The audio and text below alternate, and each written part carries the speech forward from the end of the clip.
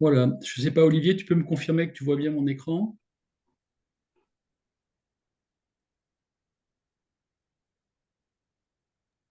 Oui, Olivier? Stéphane, je te confirme que je vois bien l'écran, hein. Ton Parfait. écran est bien partagé, parfait. Allez, bah, écoutez, je vous salue toutes et tous. Merci d'être présents encore à ce 33e webinaire, hein. On a commencé il y a pratiquement un an, donc évidemment, on a été très allégé pendant la période fiscale dernière et pendant les congés d'été, mais là, on a repris assez régulièrement. Hop. Et donc, on va vous accueillir pour vous présenter en compagnie d'Olivier Exbraya de Factory 456. On va vous présenter une mécanique qui s'appelle la RPA, Robotic Process Automation, qui est un outil technologique qui permet de mettre en place des robots, et notamment là, en l'occurrence, des robots de production, aussi bien pour la compta que pour le social, que pour le juridique. Ça pourrait être pour l'audit, ça pourrait être pour tout ce qu'on veut dans l'absolu. Et donc, Olivier vous expliquera ça dans un petit instant. Je vais faire une très courte introduction, hein, de façon à nous replacer dans un contexte. Bon, je pense que, alors, nous, on en parle chez Xperia depuis très longtemps, depuis plus d'un an et demi, hein, alors même qu'à une époque, c'était encore quelque chose de très peu connu, voire de totalement inconnu. Et donc, on expliquait déjà depuis pas mal de mois que les robots, des robots à base d'IA et donc multifonctions allaient rentrer, hein, des robots qui pouvaient être des robots de collecte, des robots de veille, des robots de production, ça va être le sujet d'aujourd'hui, mais également des robots conversationnels. Donc, robots conversationnels, ça veut dire qu'on aura des outils qui vont permettre de déclencher sur un événement déclencheur ou une data déclencheuse un appel à un client. Et derrière l'appel à ce client, le robot est capable de mener une conversation comme une vraie personne auprès d'un client, mais on pourrait imaginer demain que ce soit auprès d'un prospect ou d'un candidat à un poste RH chez vous. Mais là, en l'occurrence, on va démarrer sur l'aspect client. Et en fait, vous verrez, alors, j'ai prévu de faire une présentation à nouveau la semaine prochaine, donc vendredi prochain là-dessus, hein, et puis on lancera la phase de bêta-test au mois de décembre. Et ces robots vont être capables de réaliser des dizaines d'actions différentes au sein d'un cabinet, comme interroger le client pour récupérer des factures, relancer une facture impayée, demander un cabis ou une attestation Madelin, prendre un rendez-vous en consultant l'agenda d'experts comptables et en étant capable de proposer une alternative de date, et après la réponse du client, en stockant la date dans l'agenda type Calendly ou un agenda en tout cas publié sur Internet par l'expert comptable. Donc ça, c'est assez fascinant de voir à quelle vitesse tout ça est en train de rentrer. Il y a encore 6 mois, un an, c'était très peu connu. Olivier, tu nous diras que tu fais déjà quand même ces robots depuis un certain temps, mais c'était encore très confidentiel et c'était encore quand même plutôt réservé à des cabinets d'une certaine taille. C'est des choses qui vont progressivement, j'allais dire, se démocratiser, si je peux m'exprimer ainsi, mais tu nous en parleras plus précisément tout à l'heure. En tout cas, on est actuellement sur la voie où on va pouvoir robotiser beaucoup de choses dans un cabinet, et donc pas que de la production, mais ça peut être aussi de la gestion RH. Alors, pour la petite histoire, j'aurai aussi une invitée qui s'appelle Camélia Idelkadi, qui est expert comptable et qui aujourd'hui crée des robotisations à base essentiellement d'outils no-code pour la fonction RH, pour la fonction marketing, pour la fonction commerciale, donc plutôt pour des fonctions transversales. Vous verrez que c'est d'autres types de robots, et ça aussi, ça va rentrer très profondément dans les cabinets dans un futur relativement proche. Voilà, donc il y aura des robots quelque part qui seront à peu près partout dans le cabinet. Alors, j'essaye de rassurer tous les gens qui pensent que ça va être très inhumain ou très déshumanisant cette situation. Bah, pas plus que d'avoir mis un logiciel de compta sur un ordinateur, quoi, dans l'absolu, hein. Un robot, évidemment, là, on donne une imagerie qui peut faire peur un petit peu, mais en réalité, ce sont des outils informatiques, hein, même si on parle de robots et on les personnalise avec des visuels qui parfois font un petit peu peur. en réalité, bon, ça sera des outils informatiques à base d'IA, à base de RPA, à base de no-code, à base de tout un tas de technologies. L'arrivée, ça va précéder au moins de 2 ans l'arrivée de la facture électronique qui viendra encore s'ajouter à ce type d'automatisation. Donc, ça va être quand même assez fascinant de voir à quel point c'est quand même dans un contexte de pénurie de collaborateurs. Donc, même si on a toujours envie de rester plutôt avec des êtres humains, aussi bien en face de soi que dans son cabinet, à un moment donné, face à cette pénurie, il faut bien trouver des solutions. Donc, je l'ai dit, répété plusieurs fois dans plusieurs webinaires, je pense que ces robots vont libérer du temps de vos RH et votre temps à vous, experts comptables, pour que vous puissiez, quelque part, dérouler de la valeur ajoutée pour les clients, faire des choses plus intéressantes intellectuellement, monter en compétences, etc. partout. Donc tout ça, c'est quand même plutôt positif. Alors, notre programme aujourd'hui, ça va être des robots pour casser vos plafonds de verre, donc je vous en parle dans quelques secondes, et si possible pour passer une excellente période fiscale, puisque ça va vite arriver, hein. On est déjà fin novembre, et donc dans un peu plus d'un mois après les fêtes, ça va démarrer, enfin surtout pour vos collaborateurs. Mais donc, autant se mettre en ordre de marche dès maintenant pour essayer de leur faire gagner du temps partout. Et puis, Olivier prendra la main pour vous présenter plusieurs robots de production, donc peut-être un robot comptable et un robot social.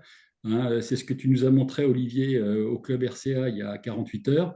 Maintenant, si on a le temps et que tu veux montrer aussi un robot, je ne sais pas, sur une fonction juridique, pourquoi pas. Hein, tu nous diras si on a le temps de le faire. En tout cas, on a une grosse heure devant nous pour faire cette présentation-là. Et puis, ne quittez pas le webinaire avant la fin. Hein, je vous proposerai une offre en mode marketing que j'ai baptisé offre irrésistible, hein, Black Friday, puisque c'est la grande mode depuis quelques années. Et vous verrez qu'on a fait des choses quand même très, très sympas, très, très intéressantes. Donc, ne nous quittez pas avant la fin, s'il vous plaît. Voilà. Alors, le prochain webinaire, ça sera soit ce thème-là que j'ai remis au goût du jour à plusieurs reprises, mais on a une telle progression en ce moment dans cet outil qu'à chaque fois, on a toujours la tentation d'en remettre un peu plus en termes de fonctionnalité avant de vous le présenter. Bon, on a aussi eu à résoudre des problèmes techniques non négligeables, parce que ce n'est pas simple non plus. Et si jamais, par cas, on n'était pas prêt le 29 novembre pour cette présentation, comme je veux aussi inviter, comme je l'ai dit il y a un instant, Camélia Idelkadi pour vous montrer des automatisations RH ou marketing, on verra si on inverse éventuellement les dates de cette présentation. Alors, casser des plafonds de verre, oui, j'en suis à peu près convaincu, hein, puisqu'aujourd'hui, les plafonds de verre, c'est les bras humains. C'est le temps, forcément, ça va avec. C'est parfois la capacité aussi sur certains points. Hein. Il y a peut-être des choses sur des fonctions moins que nous de vous, sur des automatisations marketing, commerciales ou autres qui pourraient vous manquer. L'onboarding des collaborateurs, par exemple, c'est des choses aussi qui ne sont pas forcément simples et qui sont assez consommatrices de temps. Je pense que là aussi, on doit pouvoir faire mieux. Donc, ces robots qui progressivement vont arriver du fait de l'IA et de toutes les technologies un petit peu périphériques qui vont arriver de plus en plus dans vos cabinets, on va essayer de les évoquer aujourd'hui. Alors, invasion de robots, voilà, c'est toujours un peu pour un peu en mode humour, hein, on va dire. Quelque part, il y a quelques webinaires, on vous a parlé des GPTs et des assistants IA. Si on fait une explication de texte sur l'évolution un petit peu des outils et quelque part aussi sur votre montée en puissance vers des outils de plus en plus sophistiqués, on s'aperçoit que vous avez commencé en prenant un abonnement gratuit ou payant pour taper quelques prompts. Voilà, vous avez commencé. Bon, c'était pas très concluant au début, mais c'était quand même un peu l'effet waouh malgré tout. Et puis vous avez pris de la technique, vous avez fait des formations pour apprendre à taper des prompts efficaces, des prompts spécifiques à la profession, des choses un peu plus costauds. C'est un peu le deuxième stade. Et puis, on vous a dit, oui, mais dans ChatGPT ou même dans d'autres LLM, d'autres IA génératives, on peut aussi créer des sortes d'agents qui vous permettent de stocker, par exemple, des documents et de vous appuyer sur ces documents-là pour créer une sorte de chatbot, par exemple, capable de répondre à des questions pour les clients ou pour vos collaborateurs ou pour, je sais pas, vos fournisseurs demain, etc., etc. Donc, ces chatbots, c'est un peu l'évolution qui a précédé ce qu'on va voir aujourd'hui. Et donc, quand on parle d'après d'assistants IA, ces assistants IA, c'est des GPTs en quelque sorte, mais en plus capables de réaliser des actions, mais des actions très pilotées et très limitées. Et de plus, donc, quelques exemples ici.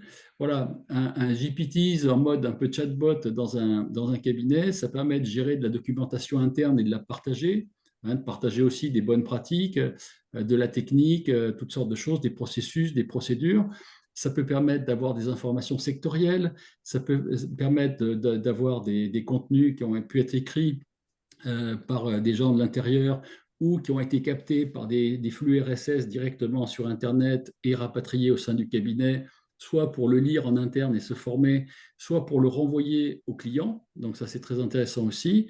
Ça peut être des foires aux questions. Enfin voilà, tout ce qui fait qu'on peut s'enrichir, se former, qu'on peut partager les informations au sein du cabinet et même à l'extérieur du cabinet grâce à des systèmes automatisés. Hein. Alors, tout le monde a connu les sortes de répondeurs un peu idiots qui nous disent taper 1, taper 2, taper 3 ou taper je ne sais pas quoi pour avoir telle ou telle réponse à telle ou telle question. Il y a aussi des sortes de chatbots textuels sur les sites web, souvent qui datent d'il y a longtemps maintenant. Maintenant, on est passé au mode écrit avec ces chatbots, mais aussi au mode vocal. Et je l'ai dit la dernière fois, le vocal va être vraiment, et cette fin d'année 2024, le vocal a fait une énorme progression. Et là, 2025, ça va être aussi l'année du vocal. Mais l'autre évolution qui va être très importante, c'est l'arrivée non plus des assistants IA, mais des agents IA. Le niveau agent IA, c'est le niveau encore supérieur à l'assistant. L'agent IA est capable de faire des choses de façon totalement autonome, d'enchaîner des tâches de façon très efficace, éventuellement même d'apprendre et donc de progresser peut-être vers quelque chose de supérieur dans les semaines ou les mois qui viennent à partir du début de son utilisation. Donc les agents IA, et d'ailleurs toutes les grandes annonces d'OpenAI et d'autres sociétés, d'ailleurs il y a une nouvelle société qui est apparue, une société française qui est apparue, je vous en parlerai aussi une prochaine fois, qui est vraiment très spécialisée dans les agents IA, qui n'est pas Mistral. Hein. Mistral est aussi dans la course hein, en ce moment, ils ont beaucoup progressé.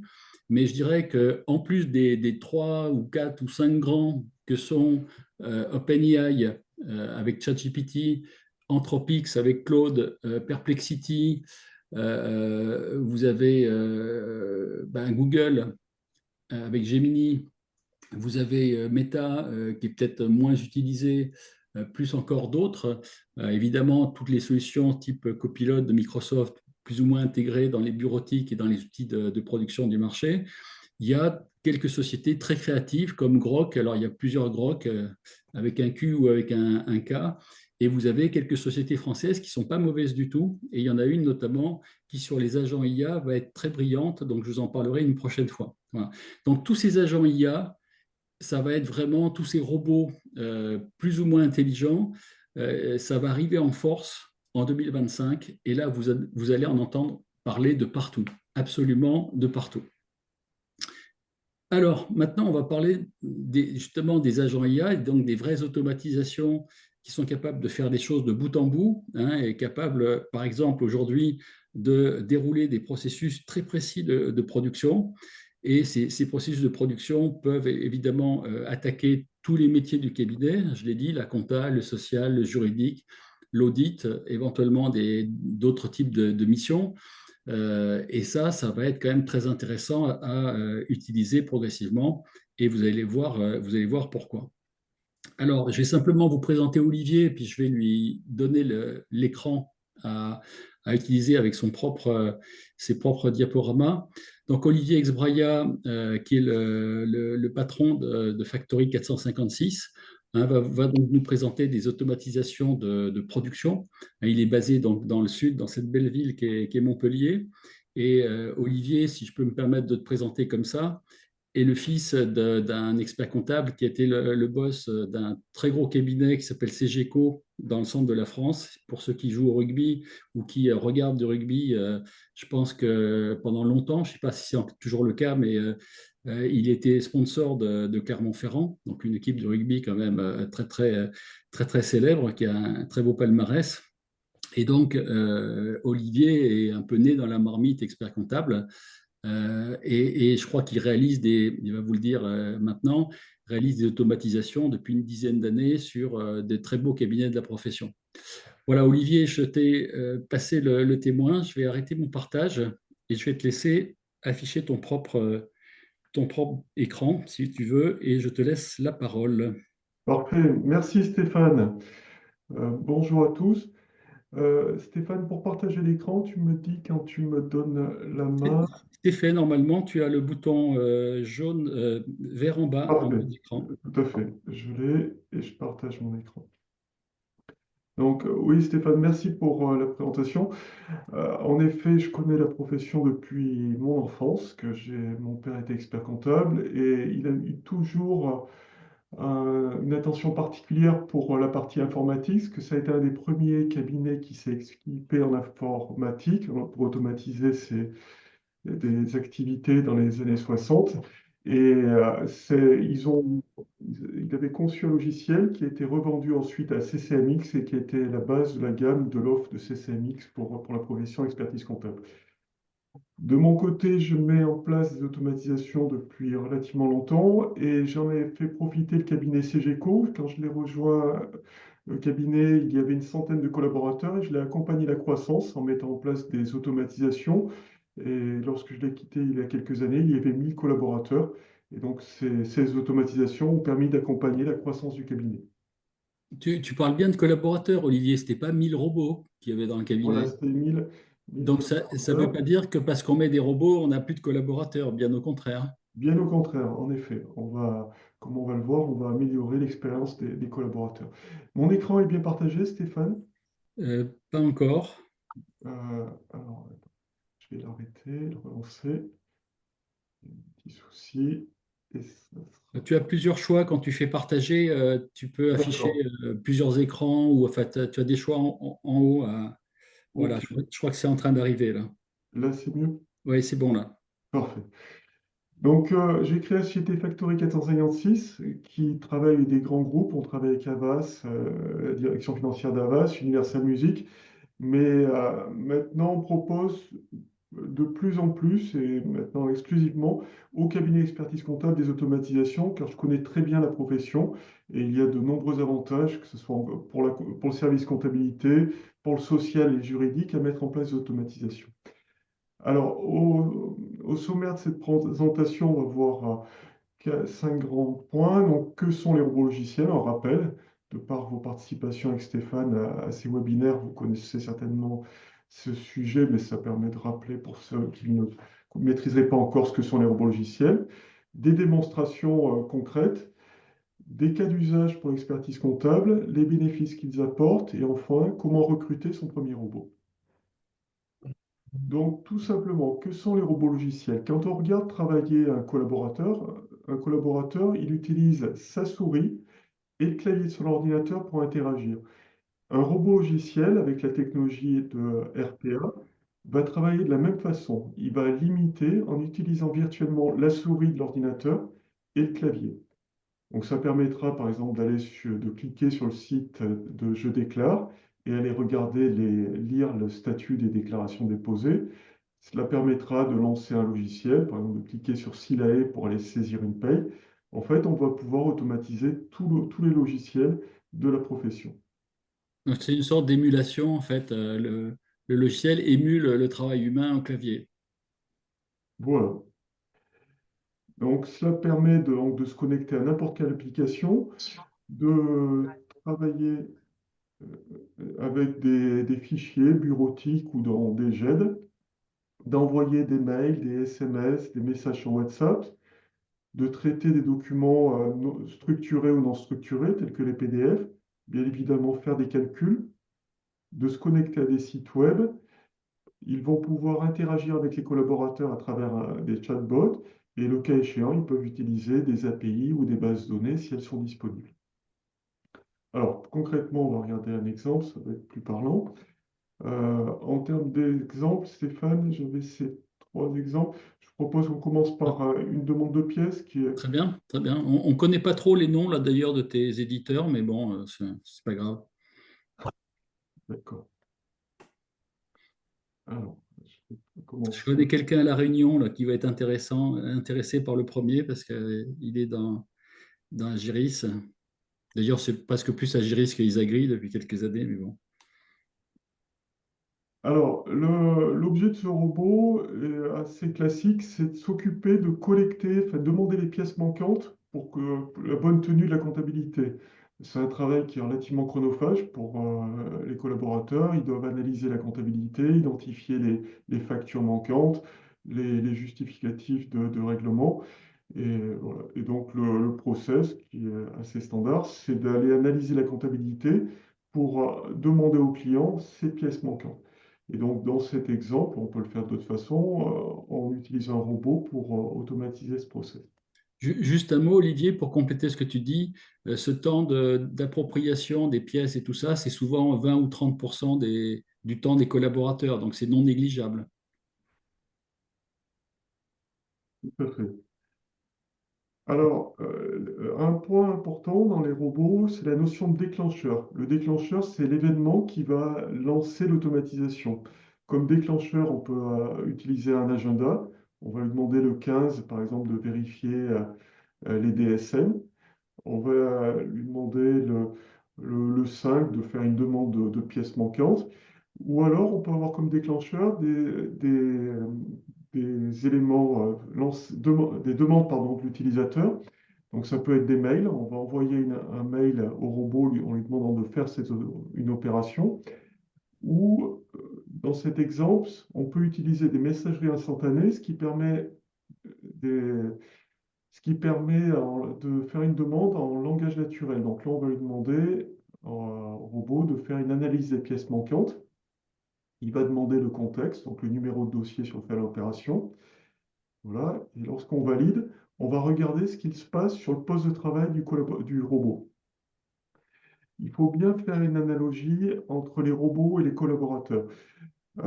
Lorsqu'on accueille un nouveau collaborateur, il faut lui fournir un poste de travail. Et de la même façon, lorsqu'on a un robot dans l'entreprise, il va falloir lui fournir un poste de travail et un accès à tous les applicatifs sur lesquels il devra travailler. S'il doit faire du juridique, on va potentiellement lui fournir un accès à Polyact. S'il doit faire de la compta sur Cégide, on va lui fournir un accès à Cégide. Et s'il doit envoyer des mails, on lui fournira un compte mail, comme pour un collaborateur traditionnel. Et donc là, on est maintenant sur le poste de travail du robot et on va regarder le déroulé des opérations pour effectuer cette demande de pièces. Donc le robot, il lance Isaconta. Donc là, c'est plus un utilisateur qui fait la saisie, mais c'est vraiment un robot qui va choisir le dossier concerné, donc celui qui avait été indiqué par le comptable. Et pendant que le robot fait ses opérations, le comptable peut en profiter pour appeler son client, l'informer d'évolution, lui proposer de nouvelles missions. Et il peut continuer à utiliser son poste de travail. Là, on est vraiment sur le poste du robot. Donc le robot, là, sur cet exemple, il fait un export des écritures pour identifier les problématiques. Il va récupérer aussi un PDF avec tous les points en suspens qui ont été notés dans le logiciel Isaconta. Et l'objectif, c'est d'en faire une synthèse pour répertorier les points manquants sur ce dossier afin d'en informer le client et qu'il lui transmette ces points. Donc là, sur cet exemple, c'est sous format de mail, mais on pourrait l'avoir en pièce jointe, en Excel ou autre. On va indiquer pour chaque compte de tiers où il y a un point manquant, les éléments à transmettre. Donc il y a des factures manquantes ou, ou inversement. Voilà pour ce premier exemple d'automatisation. Et cet exemple est intéressant, ça permet vraiment de voir le fonctionnement qui est très, très simple des robots. En fait, ils vont faire des opérations que font les collaborateurs. Ils vont interagir comme le font les collaborateurs. Une question, Olivier. Je me disais, tiens, le robot a fabriqué un email avec ses tableaux et les questions avec les demandes de réponse dans le document. Est-ce que ça veut dire que les clients répondent dans ce tableau-là directement, d'une part, et est-ce que ça veut dire que dans l'autre sens, quand l'email éventuellement revient de la part du client, tu es capable éventuellement de relire l'information? Alors c'est un truc qu'on n'a pas préparé, hein, je vous le dis. Là, je vais peut-être mettre Olivier dans l'embarras, mais je ne sais pas du tout. Est-ce que dans l'autre sens, un robot pourrait récupérer l'information pour la remonter éventuellement d'une certaine façon, je ne sais pas comment, éventuellement dans le logiciel? Est-ce qu'il y a des choses, des pistes de ce type-là qui peuvent exister éventuellement? Tout à fait, Stéphane. Et ta remarque est tout à fait à propos. Ça permettra de montrer, d'illustrer à travers le robot suivant de traitement des variables de paye la capacité des robots à traiter les mails entrants. Donc, on va utiliser, on va le voir, de l'IA générative qui va pouvoir comprendre les réponses et traiter la réponse de l'utilisateur pour aller intégrer les éléments répondus en comptabilité. Donc,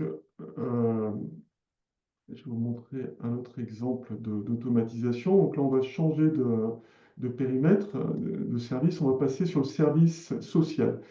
Le social, leur problématique est un peu, on pourrait faire une analogie avec les demandes de pièces, c'est de récupérer des informations des clients, mais pour l'élaboration des payes. Donc les clients leur transmettent chaque mois des variables de paye, qui sont les absences, les primes, les tickets restaurants, etc. Et la problématique des gestionnaires de paye, c'est d'intégrer ces informations dans le logiciel de paye. Alors le monde idéal pour l'expert comptable, et souvent les experts comptables me disent, la solution pour nous, c'est de faire passer nos clients par un SIRH. On va demander au client de se connecter sur une plateforme, Silay ou autre, pour que le client saisisse lui-même ses variables de paye et, euh, et ce qui nous permet d'automatiser la production de la paye. Par rapport à la réalité terrain, et qu'il y a deux freins à cette organisation, qui est pourtant l'idéal pour les experts comptables. Il y a un frein d'une part des clients, pour les petites entreprises qui représentent plus de 90% souvent du portefeuille des experts comptables. Les petites entreprises ne sont pas, souhaitent déléguer toutes les tâches administratives et la structuration de l'information, le fait d'aller chercher des accès sur un logiciel qu'ils maîtrisent mal est lourde pour elles. Donc, c'est pas, elles souhaiteraient un accompagnement plus souple pour que l'expert comptable du cabinet prenne en charge cette ressaisie. Donc, ce qu'ils souhaitent, eux, c'est envoyer souvent un simple mail pour les informer que Paul, ils connaissent bien leur gestionnaire de paye. Ils informent que Paul, il a été absent la première semaine de juillet et le gestionnaire de paye gère le sujet et s'occupe de la saisie. Donc il y a ce premier frein des clients. Et il y a un deuxième frein aussi, c'est les gestionnaires de paye. Ils ne se sentent pas toujours à l'aise sur le fait de demander aux clients de faire une partie de leur travail. Ils craignent que le client, en voyant ce travail réalisé par leurs soins, qu'il soit tenté d'aller sur des solutions encore plus automatisées, telles PayFit ou autres, où il va lui-même produire ses bulletins de paye à des coûts beaucoup plus bas qu'un service de qualité fourni par l'expert comptable. Donc les gestionnaires des payes, des fois, freinent un peu pour le déploiement de ces solutions. Donc nous, ce qu'on propose comme solution pour répondre à ces problématiques avec des robots logiciels, c'est de laisser le client libre d'envoyer ces éléments tels qu'il le souhaite. Pour les gros cabinets, les orienter sur un SIRH, qui sera beaucoup plus confortable. Mais pour les petits clients, leur permettre d'envoyer simplement les éléments, les variables de paye par mail. Donc c'est ce qu'on va regarder sur cet exemple. Donc la première étape, le gestionnaire de paye reçoit un mail. Donc, dans ce mail, le client, qui est Sophie, lui indique qu'il y a Marc et Julie ont des congés sur le mois d'août. Le robot va identifier dans la boîte mail du collaborateur du gestionnaire de paye le client. Donc là, il n'y a pas d'ambiguïté. De toute façon, dans le logiciel de paye, on retrouve le nom, l'adresse mail du gestionnaire. Donc le robot pourra faire le lien entre Sophie et le dossier de paye. Silae ou autre. Sur cet exemple, on va regarder une automatisation sur Silae, mais ça fonctionne avec tout le logiciel de paye. Ensuite, il va identifier la nature de l'absence. Donc les natures prises en charge sont les absences, les heures supplémentaires, tickets restaurant et primes. Donc ce sont les variables classiques.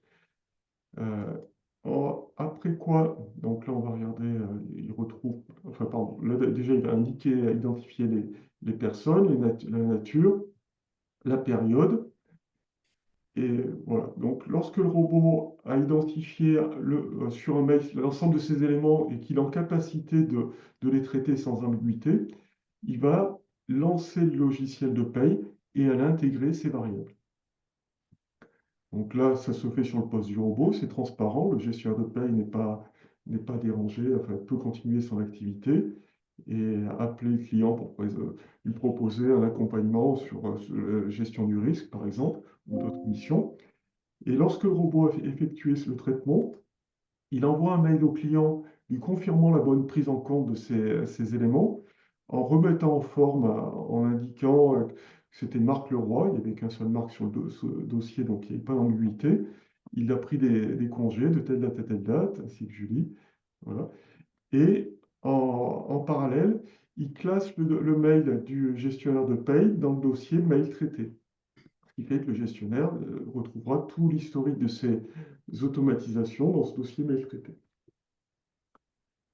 Voilà pour un autre exemple d'automatisation. On va mixer différentes technologies, donc, qui sont la RPA, donc la Robotic Process Automation, pour automatiser les processus, et de l'IA pour arriver à structurer de l'information non structurée. Donc, ça permettra d'apporter de la souplesse aux clients et de la productivité au cabinet. Je vais ajouter une autre idée à laquelle d'ailleurs j'avais jamais pensé, Olivier, mais ça m'y fait penser en t'écoutant.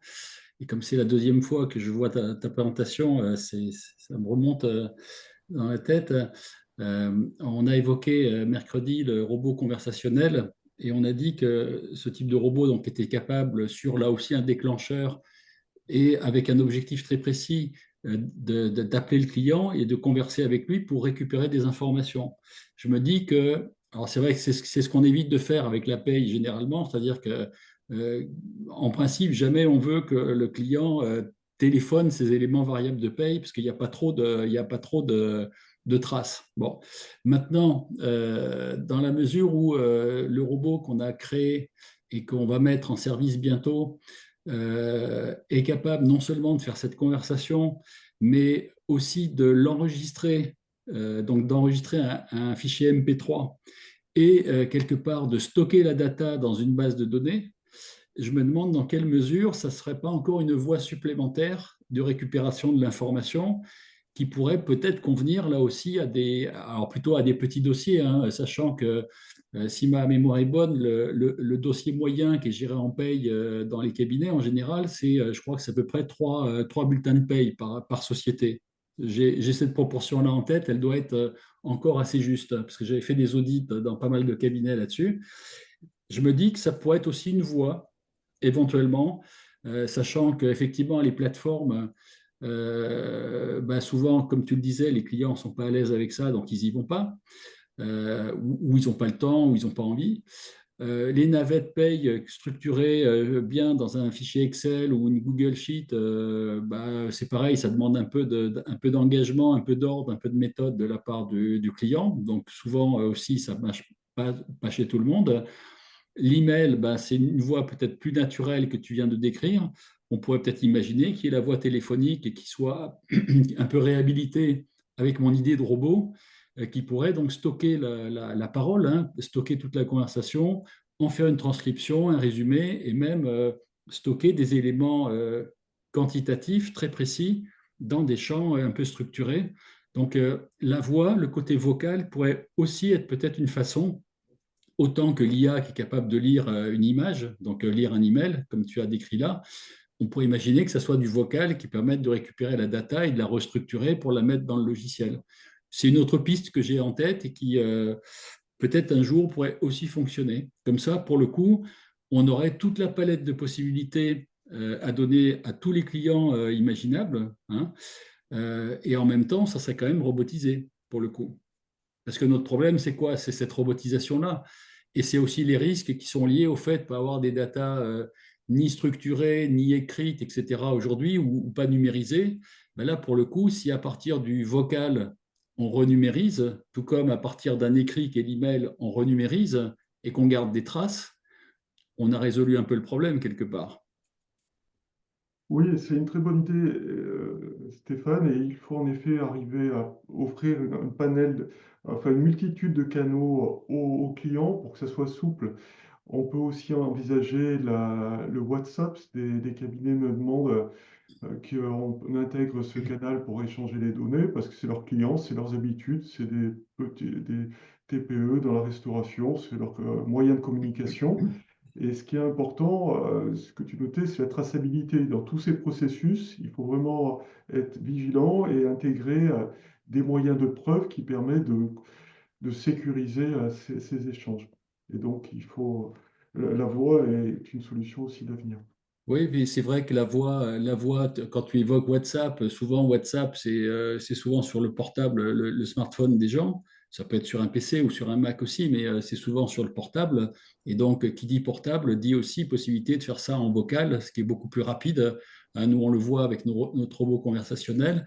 Quand on donne un champ de saisie pour que le collaborateur qui veut faire émettre un appel au client par le robot, ben, plutôt que de le taper au clavier, il peut le dicter. Et dicter, on sait que ça va 3 à 6 fois plus vite que quelqu'un qui tape au clavier, quoi. Et c'est vrai qu'après, bon, même s'il y a des gens très habiles de leur petit pouce quand ils tapent un SMS ou un message WhatsApp sur leur portable, pour le coup, dicter, ça va toujours forcément plus vite. Donc, c'est vrai qu'on réunit tous les mondes et quelque part, on est sur cette logique de multimodalité où on part d'un texte pour faire de la voix ou de l'image ou de la vidéo, ou dans l'autre sens, on part de la voix pour refaire de la numérisation informatique avec des datas, des chiffres, etc. Donc, c'est la grande force de tous ces outils-là qui, je dirais, en synergie, sont capables de traiter de la data dans tous les sens et avec toutes les modalités possibles, quoi. Donc, c'est très riche quelque part.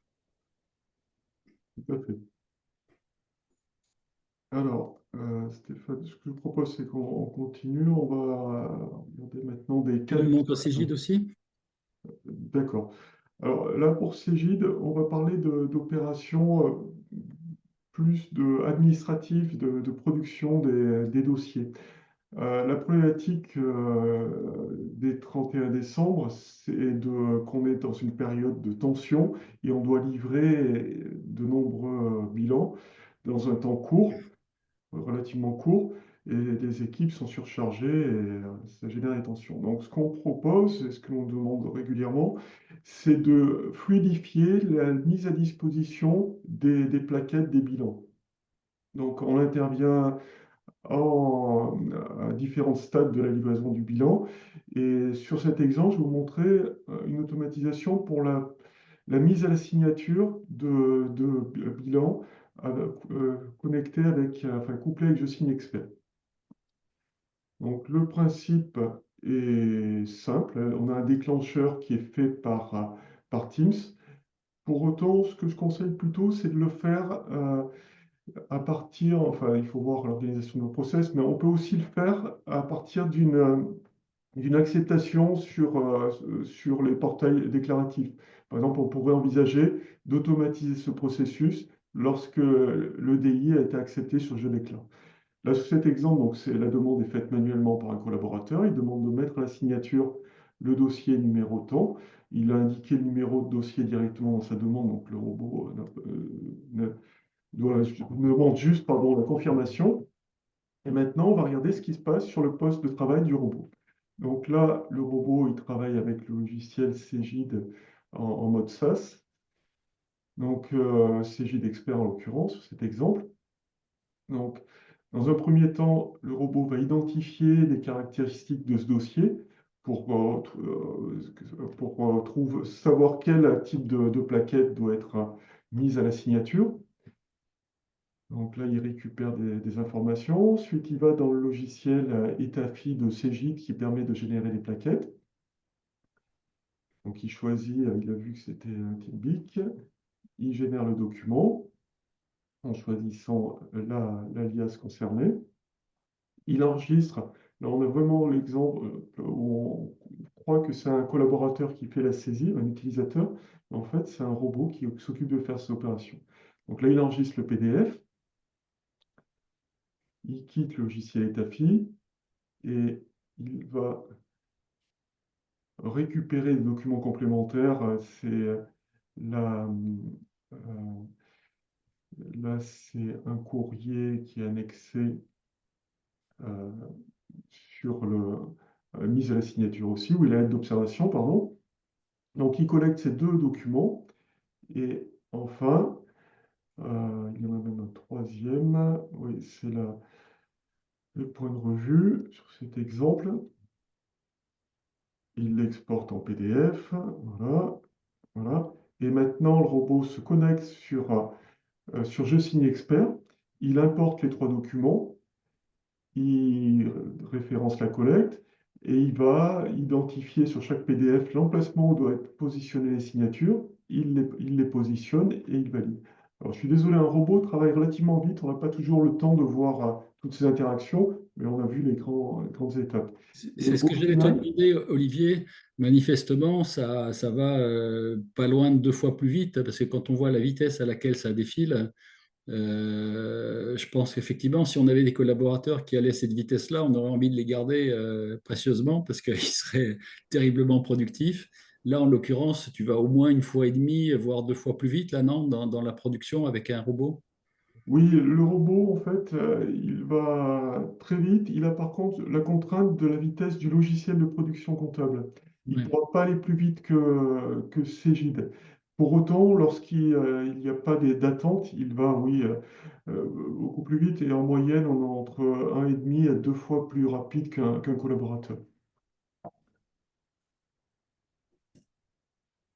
Alors, Oui, puis après, ça se cumulera avec quelque part l'économie sur les coûts eux-mêmes de ce temps-là, quoi. oui. Ça, tu vas nous en parler après, j'imagine. Donc maintenant, ce que je vous propose, c'est que l'on regarde des cas d'usage classiques qu'on automatise dans les cabinets d'expertise comptable. Donc, que ce soit en comptabilité, en social et en juridique. Donc là, c'est pas une liste exhaustive, c'est plutôt une liste de première automatisation que l'on met souvent en place. Parce que c'est celles sur lesquelles on a le plus fort retour sur investissement. Alors, il y a une partie télécollecte. La télécollecte des données bancaires, elle est automatisée dans les logiciels de production comptable, mais elle n'est pas complètement automatisée, souvent.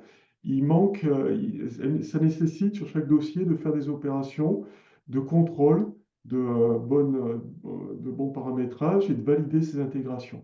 Donc, on met en place des robots qui vont s'occuper de le faire systématiquement. Tous les jours, en fait, ils vont intégrer les données.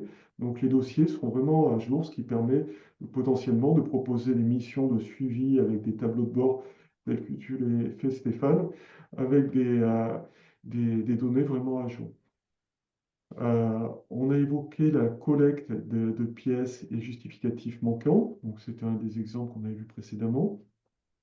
La livraison des plaquettes, c'était le sujet de mise en signature et d'aller même plus loin, y compris le suivi des déclarations fiscales. La clôture des exercices, le fait de clôturer les dossiers comptables, souvent les collaborateurs ne le font que l'année suivante, ce qui génère des erreurs parce que entre-temps, il y a eu une erreur de sélection d'exercice, donc l'écriture n'a pas été passée sur le bon exercice. Et là, en mettant en place des automatisations de ce type-là, ça permet d'améliorer la qualité du cabinet parce qu'on va généraliser des modes opératoires, des procédures. Et même si le collaborateur change, est parti, on sait que le dossier il aura bien été tenu jusqu'à la clôture. Il n'y aura pas de problème. On va automatiser des contrôles de TVA, le collecte et la préparation de documents de conformité. Voilà quelques exemples en comptabilité.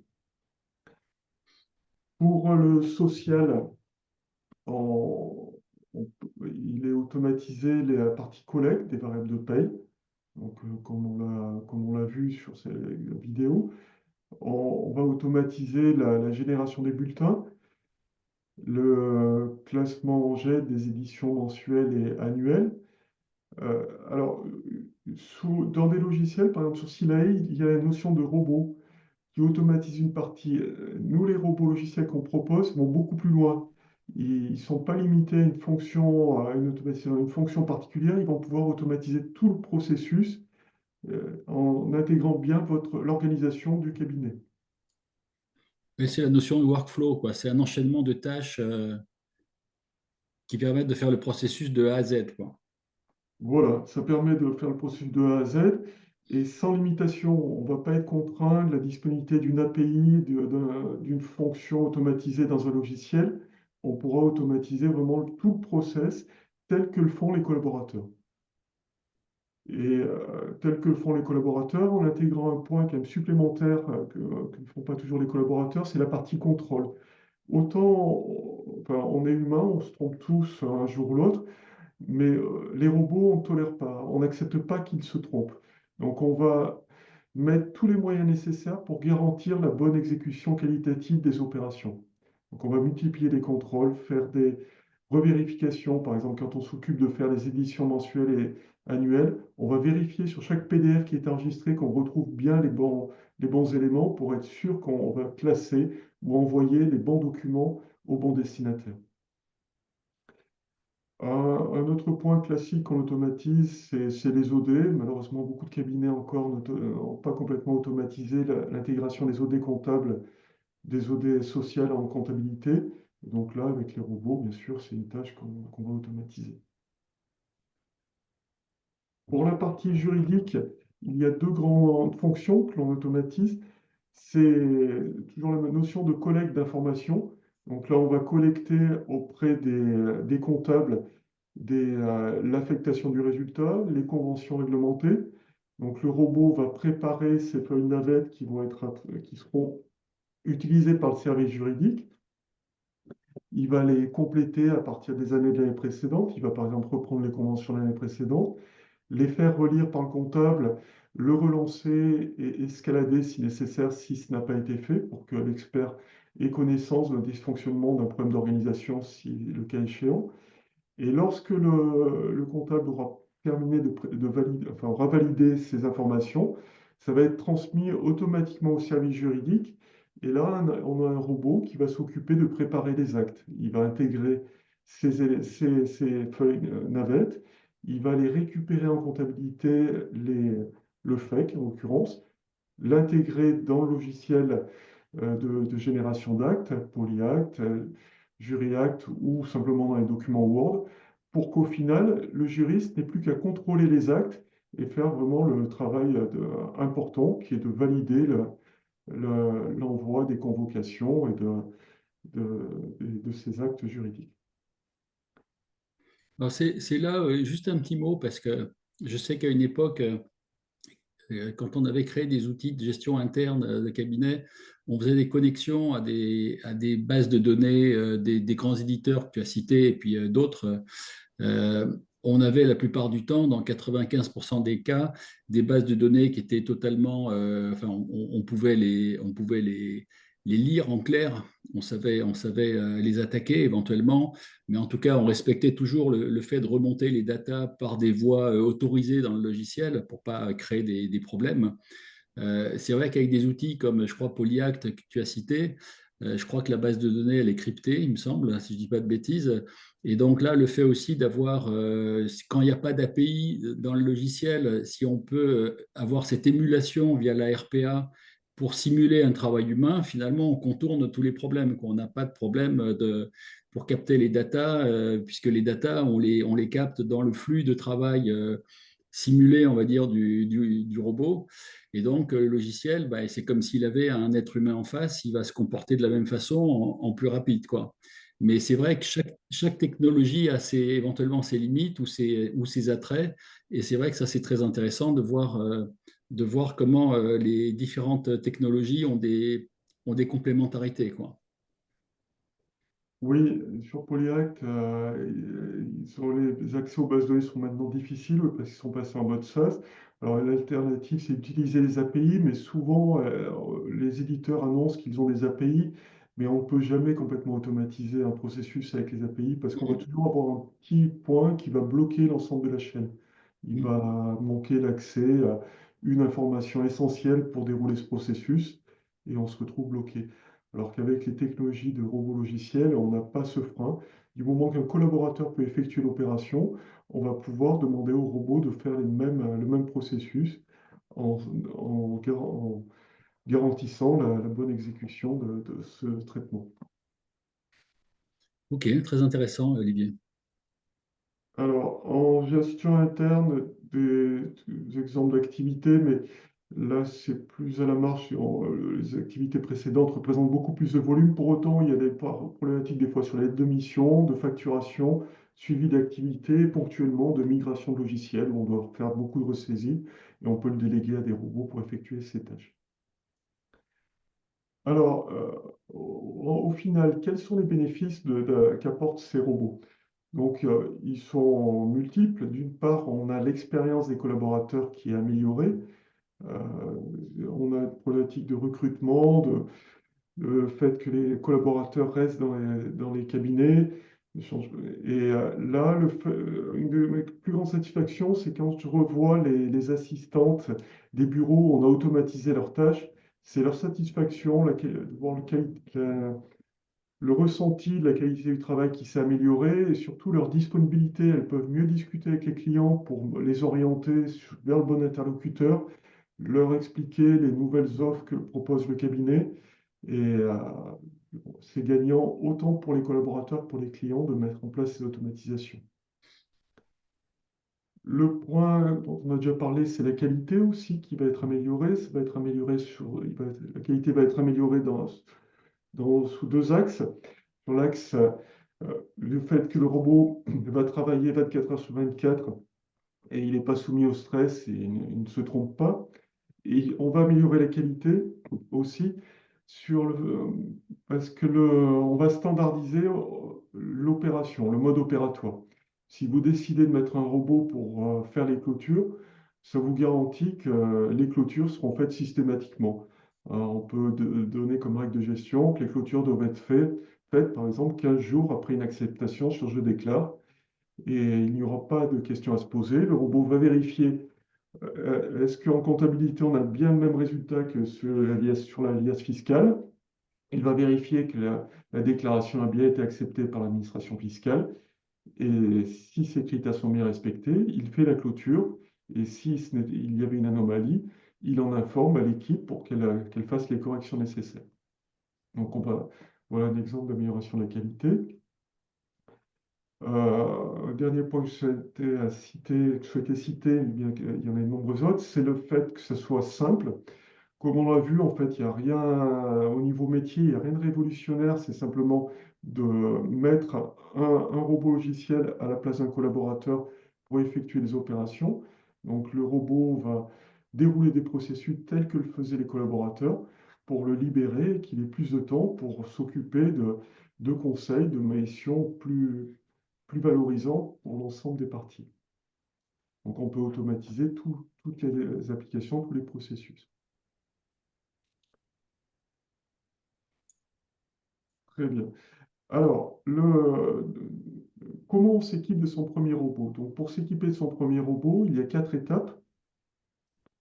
La première, c'est de valider, d'identifier la tâche qui est automatisée par rapport à l'organisation du cabinet, sa structure de clientèle, sa stratégie d'organisation. On va définir là où les tâches sont automatisées. Donc, c'est ce qu'on appelle la tâche de scan. Et là, on a des grilles qui permettent de vous accompagner sur la sélection de ces processus, où on va étudier les processus sous différents axes pour bien valider ensemble le retour sur investissement de cette automatisation, voilà, avant de le mettre en place. Une fois qu'on a automatisé ces tâches, la tâche suivante, c'est de mettre à disposition du robot un poste de travail. Alors, c'est un poste de travail et aussi un accès à l'ensemble des applications sur lesquelles le robot doit travailler. S'il doit faire du juridique et vous utilisez Polyact, il faudra lui fournir un accès à Polyact. S'il doit faire des payes sur Silae, il faudra lui fournir un accès à Silae. S'il doit faire de la compta sur ACD, il faudra lui fournir un compte à ACD. Ensuite, on a des équipes qui sont expertes pour former les robots logiciels pour effectuer les processus. Donc, on va partir d'un enregistrement vidéo qui va dérouler, qui va montrer comment le robot doit effectuer ses opérations. Et on va les retranscrire dans le langage du robot pour qu'il sache comment dérouler ce processus. Et enfin, la dernière étape, on va le mettre en production, valider que les cas particuliers sont bien gérés, que le robot fait bien les opérations comme on le souhaite, pour le généraliser à l'ensemble du cabinet. Toutes ces étapes, on peut les dérouler en quelques semestres. Alors, c'est pas des semestres, pardon, c'est des semaines. En seulement 4 semaines, on peut mettre en place sa première automatisation. Voilà, j'ai terminé pour la présentation. Juste quelques exemples de références. On travaille avec des grands groupes tels que Havas. Et ça permet de montrer notre niveau de qualitatif en termes de sécurité parce qu'ils sont très exigeants. Mais on travaille beaucoup aussi avec des cabinets d'expertise comptable, des cabinets à taille humaine, de quelques dizaines de collaborateurs, à des gros cabinets de plusieurs milliers de collaborateurs. On peut adapter nos robots à tout type de taille de cabinet. Ok, quand tu disais 4 semaines, donc finalement, on a presque encore le temps. Bon, après, il y a les vacances de fin d'année là mais je dirais si tu as des disponibilités, il y a presque encore le temps de mettre en place un robot ou deux avant le gros de la période fiscale éventuellement. C'est jouable Oui, ça? oui, et sachant que le gros de la période fiscale, pour la partie automatisation, par exemple livraison du bilan, clôture, on est plutôt sur la fin de la période fiscale. C'est On est vrai. plutôt sur mars, avril, mai, donc on a encore du temps. C'est simplement au niveau des équipes en interne où les collaborateurs sont peut-être des fois un peu trop chargés en début d'année, mais nous, de notre côté, on a la disponibilité, oui, pour livrer des automatisations. Oui, évidemment, si c'était les appros, ça va commencer théoriquement dès janvier, fin janvier. Bon, ça laisse peut-être encore le temps de tester, de tenter une automatisation sur les appros, par exemple, mais il ne faut pas traîner en route pour la mettre en place, quoi, on va dire. Voilà. Alors, ce que je voulais te remercier. Alors, j'ai une question de Frédéric Gildas de La Réunion qui dit ils sont ultramarins, ces robots. Est-ce que les robots craignent les requins et tout ça, là, le soleil, les palmiers, le morito et tout ça? Est-ce qu'ils travaillent aussi bien avec cet environnement-là qu'en métropole? Alors, il n'y a pas de difficulté. Il y a quand même une contrainte c'est de voir la disponibilité des applications. Et certains éditeurs ont des phases de maintenance qui correspondent à notre fuseau horaire en Europe, mais on peut avoir des problématiques sur d'autres créneaux horaires et qui peut impacter que le robot ne peut pas travailler à certaines heures, mais il fonctionne très bien, oui, dans tous les pays. Parce que là, en l'occurrence, on a un décalage de 2 heures ou de 3 heures. Là, c'est 3 heures. Là. Nous, c'est l'hiver et c'est l'été là-bas. Et donc, on a 3 heures d'écart avec eux. Tout comme on aurait peut-être, je sais pas, 5-6 heures dans l'autre sens sur les Antilles, par exemple. Donc ça, ces histoires de décalage horaire, ça pose un problème ou au contraire, ça équilibre la charge éventuellement d'infrastructure ou de choses comme ça? Oui, c'est une très bonne remarque, Stéphane. Ça va équilibrer la charge parce ils pourront travailler sur des heures où il y a moins d'activité et les logiciels des éditeurs seront plus réactifs sur ces périodes-là. Oui, d'accord. Alors, il y a des questions complémentaires de Frédéric. Il dit, et la mise en place, point d'interrogation, tout en distanciel ou visite sur la réunion. Alors, je comprends que si tu as besoin de prendre en vidéo le travail des collaborateurs, bon, tu me diras si c'est faire un truc sur Agiris, Isa Conta, à la limite, tu peux peut-être avoir l'information avec un collab métropolitain pour l'appliquer je dirais, à un cabinet qui est à La Réunion, quoi. Enfin, je ne sais pas si tu as besoin à tout prix de faire le voyage. Je ne veux pas te priver d'aller à la plage et boire un morito justement là-bas, mais je ne sais pas comment tu t'organises quand tu as des cabinets qui sont pas en métropole. Oui, alors depuis la période du Covid, en fait, la visio s'est généralisée et concrètement, c'est beaucoup plus efficace de faire une présentation d'un robot en visio pour la partie formation parce qu'on peut plus facilement enregistrer le parcours de l'écran et nos clients, ils sont sur toute la France métropolitaine actuellement, mais c'est quand même assez rare que l'on aille en cabinet. Euh, Donc, ça se fait en distanciel et sans difficulté. C'est le mode de fonctionnement normal. Ok. Ok, donc Frédéric dit que ça lui va bien. Oui, Tanguy, il y aura un replay, donc pas de souci. Tu verras la fin, puisqu'on va encore montrer quelques petites choses avant de se quitter, il est que 13h, bientôt 40. N'hésitez pas, si vous le souhaitez, à remettre votre vidéo en bas à gauche de l'écran et de brancher votre micro, hein, comme ça on peut même se parler en live. C'était l'objectif de ne pas être en mode webinaire qui oblige à ne passer que par le chat. Hein, donc, si vous avez des questions, vous pouvez même les exprimer oralement, c'est avec grand plaisir. Ok, Tanguy, c'est plutôt pour le partager. D'accord, bah, écoutez, pas de problème. Est-ce qu'il y a d'autres questions à Olivier sur le sujet de ces robots de production? Est-ce que ça vous a intéressé? Est-ce que vous trouvez que c'est une hypothèse possible pour vous? Alors, j'ai une question de Gurvan qui dit comment le robot apprend-il un logiciel qu'il ne connaît pas? Alors, pour apprendre un robot à fonctionner, déjà, bon, comme on l'a évoqué, il faut faire un enregistrement vidéo pour montrer le processus. Et après, on va travailler avec des notions, ce qu'on appelle les sélecteurs. Donc, on va lui expliquer qu'il doit aller sur le menu qui s'appelle par exemple édition. Donc, on va lui décrire ce qu'il doit faire. Donc, on va lui expliquer, il faut que tu trouves un menu qui s'appelle édition. Et on ne va pas être lié à la charte graphique du logiciel. Si l'éditeur change sa charte graphique, ce qui a été le cas de Silay, par exemple, le mois dernier, où ils ont sorti une nouvelle version, les robots qui travaillent sur Silane n'ont pas été perturbés parce qu'ils cherchent, ils ont des notions sémantiques sur les éléments sur lesquels qu'ils doivent utiliser, donc ils ne sont pas impactés.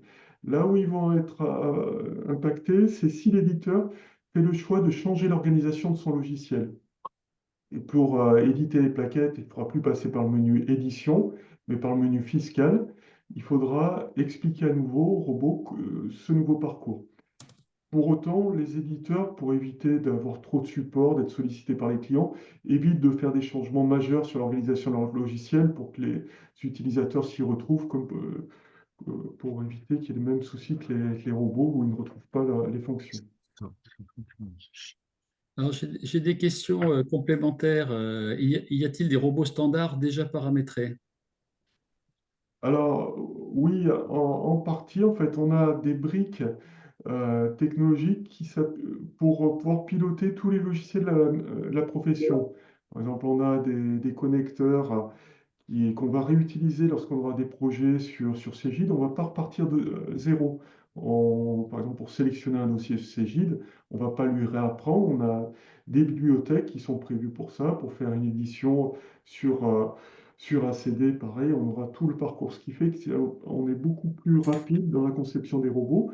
Pour autant, on adapte les processus à l'organisation des cabinets. On ne va pas vous imposer un mode de fonctionnement. C'est vous qui allez nous dire, nous, on travaille avec telle feuille de suivi et il faut s'appuyer là-dessus pour faire telle opération et on va se calquer sur vos besoins. Alors, j'ai répondu à une question de Tanguy qui demandait si la techno derrière était Power Automate. Je lui ai répondu, je crois que je peux le faire à ta place, Olivier, que c'est UiPath, enfin écrit enfin dit à la française, donc UiPath, qui est sûrement l'un des outils les plus robustes de RPA au monde. Je dirais, d'ailleurs, tu l'as pas dit, mais je vais le préciser.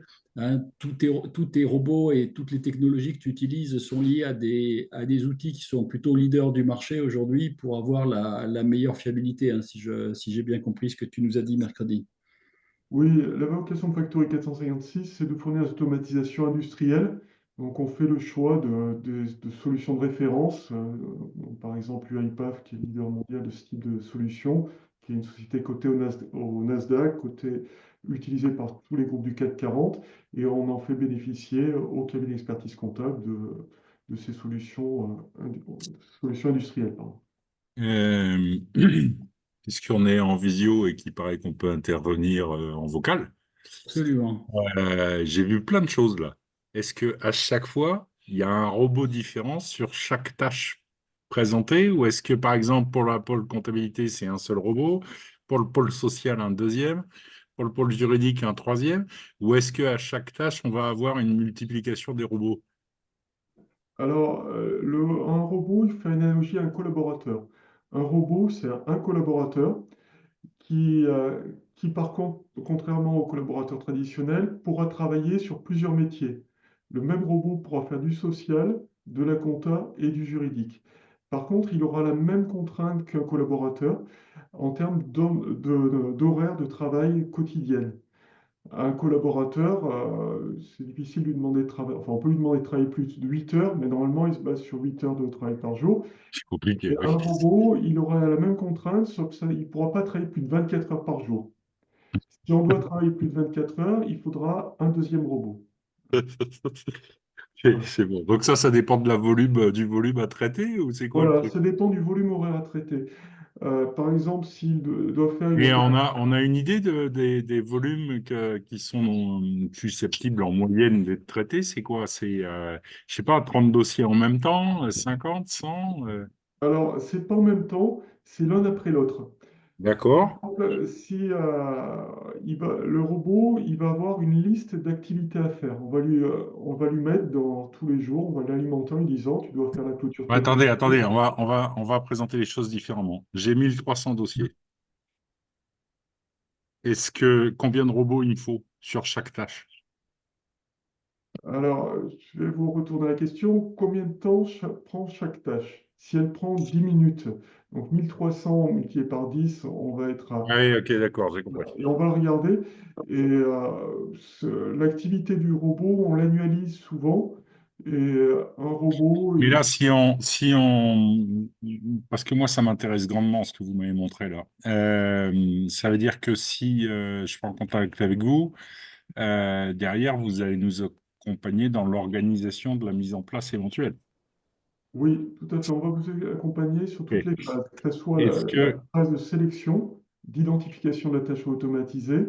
oui, oui, ça j'ai compris, c'était bien expliqué dans le dernier slide là avec les 4 étapes. J'ai compris 4 étapes, 5 semaines. Je ne sais pas si on va y arriver, nous, parce que les vacances à La Réunion, c'est décalé, puisque nous, nos grandes vacances, c'est mi-décembre, fin janvier, quoi. C'est pas juillet, août, hein. Donc là, on va rentrer dans une période un peu compliquée. Comment? Non.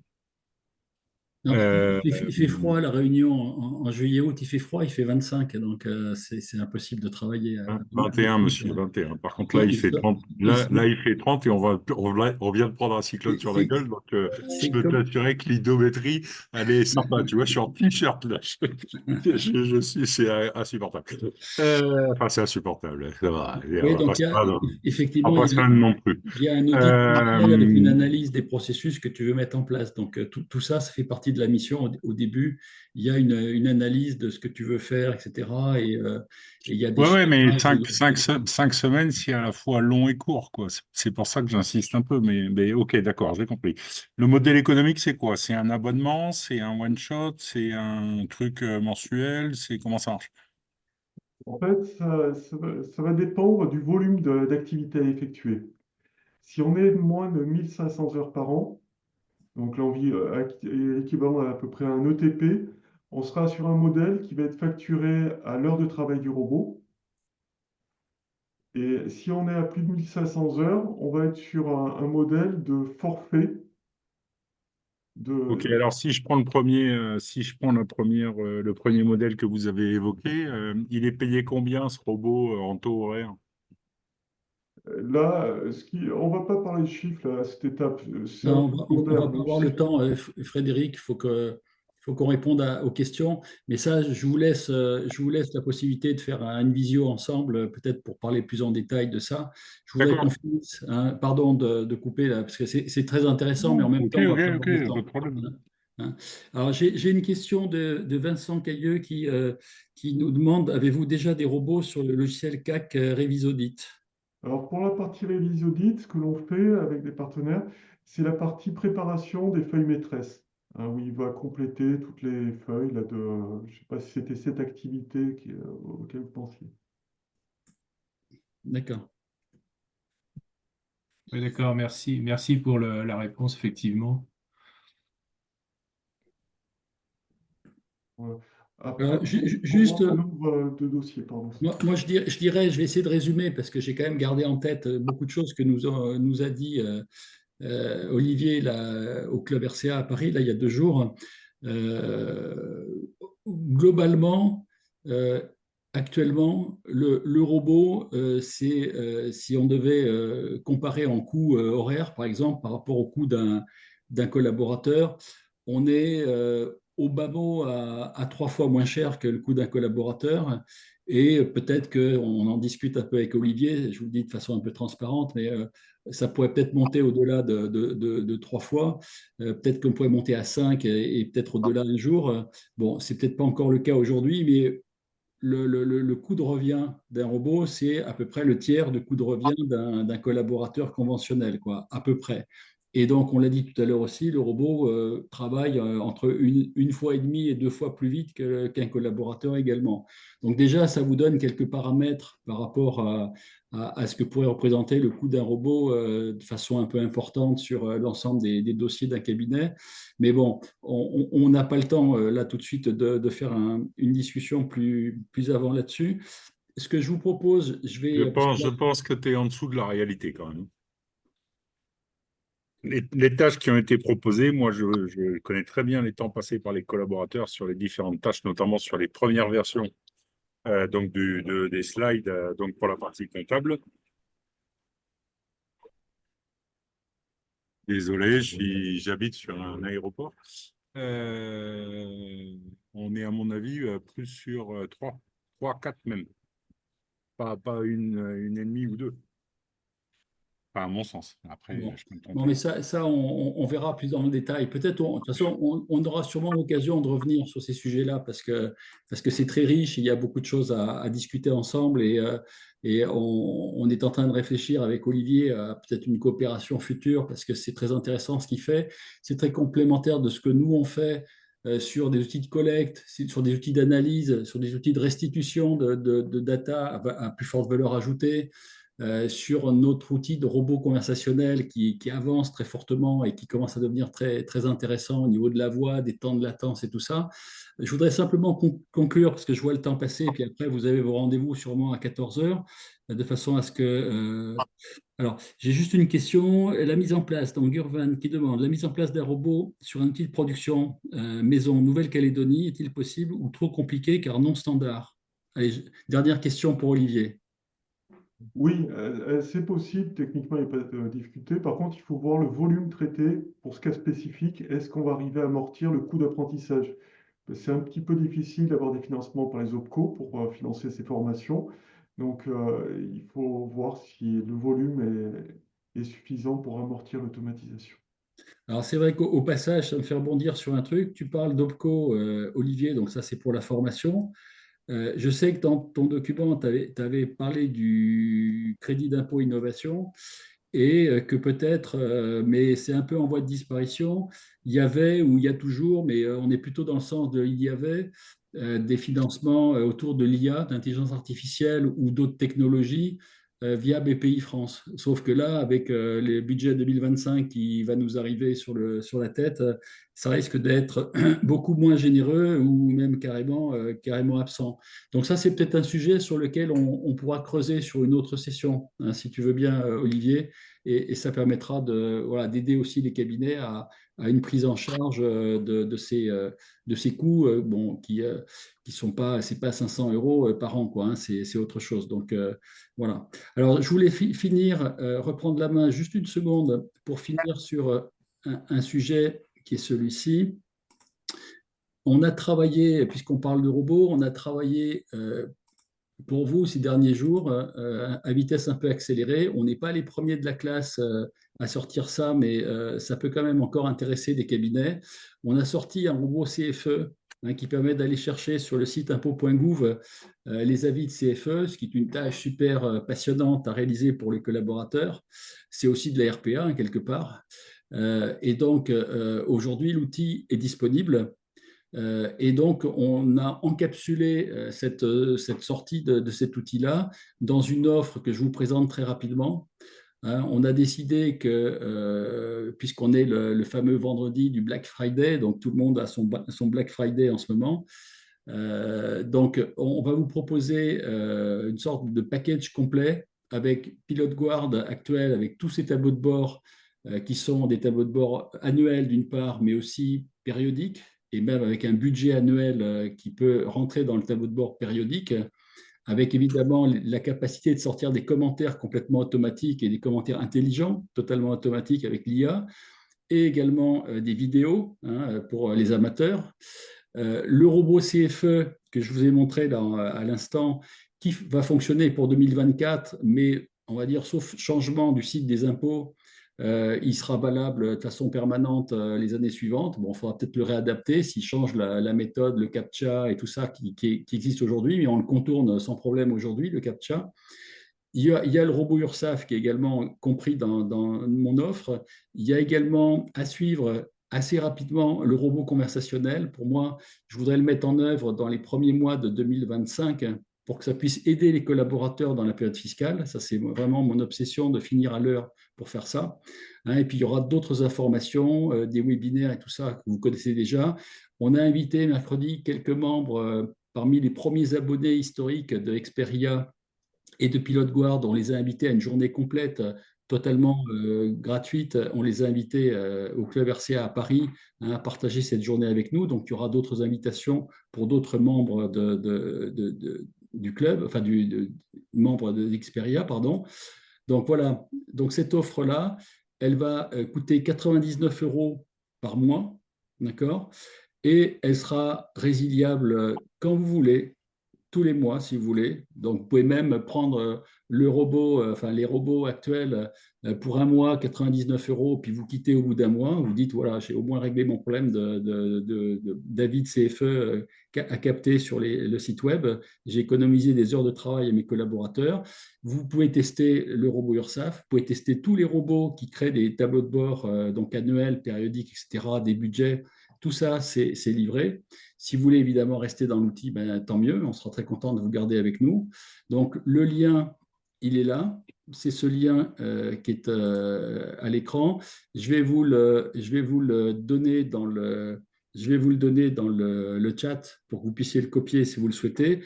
De toute façon, je vais vous envoyer le support et il y a cette fois-ci à coup sûr une vidéo qui est enregistrée. Donc normalement, on aura un replay qui est disponible. Voilà. Et donc, la prochaine fois, soit on sera parfaitement prêt, comme je le souhaite, et on vous présentera le robot d'appel client, donc le robot conversationnel, incapable d'appeler un client, de faire une conversation avec des objectifs très précis, très pointus, et de rapatrier l'information au sein de l'outil pour le collaborateur, pour le cabinet, etc. Soit on alternera avec les robots plutôt RH hein, pour utiliser des techniques de recrutement que vous ne savez pas utiliser aujourd'hui, ce qu'on appelle des tunnels de recrutement. Il faut savoir que sur 5 collaborateurs qui vont changer de poste dans les semaines ou les mois qui viennent, il y en a un qui est visible à vos souhaits et il y en a 4 qui sont cachés. 4 sur 5 qui sont cachés. Or, aujourd'hui, la plupart des cabinets s'adressent au 5e qui est déclaré. Donc, tout le monde est sur les mêmes et ceux qui sont un peu cachés, qui sont en mode je me renseigne, je suis en poste, mais je me renseigne des fois que je trouve mieux ailleurs avec une meilleure rémunération, une meilleure ambiance, de meilleurs outils, je ne sais pas quoi, ben, il y en a quand même quelques-uns qui sont chez vous et vous ne savez pas qu'ils vont peut-être partir, mais en tout cas, c'est le cas. Donc, ces techniques de tunnel de recrutement RH sont des techniques qui permettent de détecter ces gens-là et de créer un lien pour éventuellement les recruter. Et surtout, créer une sorte de bibliothèque, une CV-tech, donc une bibliothèque de CV régulièrement tout au long de l'année pour éviter d'être planté en pleine période fiscale avec plus de collaborateurs disponibles. Hein. Donc ça, soit on verra les robots d'appel, soit on verra avec Camélia cette présentation du tunnel de vente. C'est vraiment très pointu comme technique, c'est très peu connu dans la profession, voire presque inconnu dans la profession. Donc c'est vraiment de la très forte valeur ajoutée qu'on va vous apporter, d'ailleurs dans les 2 prochaines séances. Je reconnais que ce que nous a présenté Olivier aujourd'hui est très très intéressant aussi. et on va vraiment essayer de développer cette coopération parce que je pense qu'on est très complémentaires sur les robots et nos savoir-faire respectifs. Donc, on va vraiment faire beaucoup d'efforts pour essayer de vous amener tout ça. Et donc, voilà pour ce qui va nous occuper dans un futur très proche. Alors, je vais faire la copie tout de suite, si vous me permettez 10 secondes. Je vais faire la copie tout de suite du lien vers l'offre Black Friday. Si vous êtes intéressé, comme ça, vous pouvez faire un copier-coller dans le chat et aller directement à l'offre grâce à ce lien-là. Voilà, c'est fait. Vous l'avez donc, vous cliquez sur chat en bas de votre écran, vous ouvrez la partie droite de l'écran et vous pouvez faire un copier-coller de ce lien. De toute façon, vous aurez le support, vous aurez tout ce qu'il faut. Je vais vous renvoyer le lien également par emailing. Vous aurez absolument tout ce qu'il faut.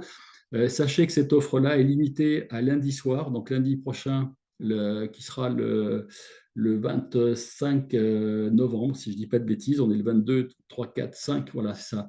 Le 25 soir à minuit, elle sera terminée. Donc, allez-y si vous n'êtes pas du tout client de PilotGuard et d'Experia. Si vous êtes par contre déjà client, là je tiens à vous rassurer, l'outil va vous être offert gratuitement. Ça fera partie de votre abonnement. Ça fait partie de notre deal pour les cabinets abonnés. Vous aurez l'outil gracieusement. Donc là, je vais vous envoyer les éléments pour pouvoir le télécharger et vous le mettre en place. Voilà, je vous ai dit l'essentiel. Je ne sais pas si vous avez encore des questions, parce qu'il est 14 heures pile. Si vous avez des questions, j'y réponds encore quelques secondes. Et puis après, on va se quitter en remerciant très vivement Olivier qui nous a présenté donc, ces outils, ces robots de production, vraiment très puissants, très intéressants. On en a vu une petite partie, mais c'était très explicite, très révélateur de ce qu'on peut faire. Et je pense que ça peut amener beaucoup de soulagement et beaucoup de productivité dans un cabinet, beaucoup de qualité aussi, tu l'as dit, Olivier, et puis de satisfaction de la part des collabs non seulement, mais également des clients, puisque peut-être ils pourront avoir aussi leur bilan plus tôt, plus vite, et ils pourront parler du futur avec nos tableaux de bord. Demain, on aura même des tableaux de bord prédictifs. Donc tout ça, je pense que ça va être très intéressant et très complémentaire pour apporter beaucoup de valeur aux clients et peut-être vous trouver des poches très importantes de productivité et de rentabilité et de marge supplémentaire. Voilà. Donc tout ça, c'est l'avenir de l'IA, je le répète depuis, on va dire un an, mais même plus d'un an via mes emailings.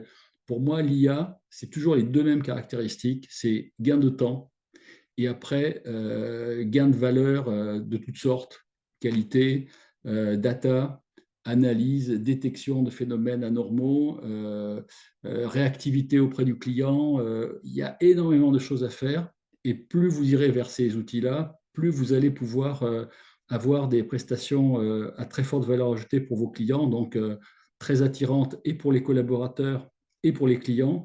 Et donc ça, je pense que les cabinets qui vont vraiment s'emparer de ces outils-là dans un futur très proche vont être parmi les leaders demain de la profession.